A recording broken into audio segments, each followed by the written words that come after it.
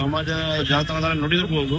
ಸೇಡಂ ಹತ್ರ ಬರುವ ಇಂದಾಪುರಲ್ಲಿ ಇದೇ ತರ ಡೂಪ್ಲಿಕೇಟ್ ಮುತ್ಯ ರಶೀದ್ ಅನ್ನುವ ಹುಡುಗ ಅಂತಾನೆ ಅಲ್ಲಿನ ಹುಡುಗ ನಾನು ದಾರು ಬಿಡಿಸ್ತೀನಿ, ಸಿಗರೇಟ್ ಬಿಡಿಸ್ತೀನಿ ಅಂತ ಏನಪ್ಪ ಅಂತಂದ್ರೆ ಔಷಧ ಕೊಟ್ಟು ಮೂವರನ್ನು ಕೊಂದಿದ್ದಾನೆ. ಅದೇ ಪರಿಸ್ಥಿತಿ ಈ ನಮ್ಮ ಭಾಗದಲ್ಲಿ ಆಗ್ಬಾರ್ದು. ಯಾಕಂದ್ರೆ ಬಹಳಷ್ಟು ಮುಸ್ಲಿಂ ಜನಾಂಗರು ಮತ್ತು ಬಡ ಜನಾಂಗರು ಏನಪ್ಪಾ ಅಂತಂದ್ರೆ ಅವರ ಮಾತುಗಳಿಗೆ ಮರಳಾಗಿ ಒಳಗಾಗಿ ಅವ್ರು ಕೊಡುವ ಆಶೀರ್ವಾದವನ್ನು ಸ್ವೀಕರಿಸಿ ಏನಪ್ಪಾ ಅಂತಂದ್ರೆ ಹಾಸ್ಪಿಟಲೈಸ್ ಆಗ್ತಾ ಇದ್ದಾರೆ. ಇವೆಲ್ಲ ನಾಟಕ ಇಲ್ಲಿ ನಿಲ್ಲಿಸಬೇಕು. ಮುಂದುವರೆದ್ರೆ ನಾವು ಮುಂಬರುವ ದಿನಗಳಲ್ಲಿ ಉಗ್ರವಾದ ಹೋರಾಟ ಹಮ್ಮಿಕೊಳ್ತೀವಿ ಅಂತ ಹೇಳಿ ಸರ್ಕಲ್ ಇನ್ಸ್ಪೆಕ್ಟರ್ ಅವರಿಗೆ ನಾವು ಎಚ್ಚರಿಕೆಯನ್ನು ನೀಡಿದ್ದೀವಿ. ಅವ್ರಿಗೆ ಹೇಳಿದೀವಿ ಈ ತರ ತಾವು ಏನು ತಮ್ಮ ಜ್ಯೂರಿಡಿಕ್ಷನ್ ಆಗ್ತಿರೋದು ತಮ್ಮ ಗಮನಕ್ಕಿಲ್ವಾ ಅಂತ ಕೇಳಿದೀವಿ.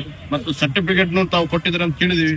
ಅದಕ್ಕೆ ಸರ್ಕಲ್ ಅವರು ಏನು ಪೊಲೀಸ್ ಇನ್ಸ್ಪೆಕ್ಟರ್ ಅವರು ಏನು ರಿಪ್ಲೈ ಕೊಟ್ಟಿಲ್ಲ. ನಾನು ಅವ್ರಿಗೆ ಕೇಳಕ್ ಇಷ್ಟಪಡ್ತೀನಿ.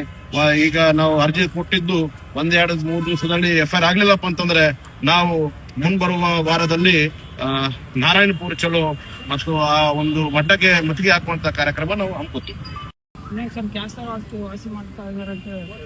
ಯಾಕೆ ಕ್ಯಾನ್ಸರ್ ಮಾಡಲ್ಲ, ಯಾಕೆ ಕ್ಯಾನ್ಸರ್ ಮಾಡಲ್ಲ, ಅವ ಗಾಳಿಯಾಗ ಮಾತಾಡ್ತಾನ, ಅವೊಬ್ಬ ಶತಮೂರ್ಖ, ಅವನೊಬ್ಬ ದನದ ಕಣ್ಣ ತಿನ್ನೋನು, ಅವ್ನಿಗೆ ಯಾವ್ದು ಬುದ್ಧಿ ಇಲ್ಲ ಏನಿಲ್ಲ.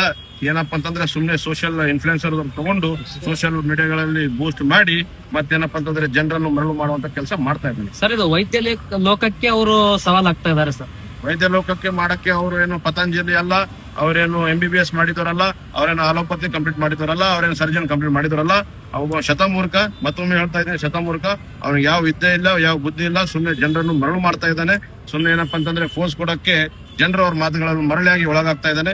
ಎಲ್ಲೋ ಎಲ್ಲಿ ನಮ್ಗೇನು ಶಂಕೆ ಇದೆ, ಎಲ್ಲೇನೆಲ್ಲ ಬ್ಲಾಕ್ ಮ್ಯಾಜಿಕ್ ಮಾಡಿ ಜನರನ್ನು ಮರಳು ಮಾಡುವಂತ ಕೆಲಸ ಮಾಡ್ತಾ ಇದ್ದಾನೆ.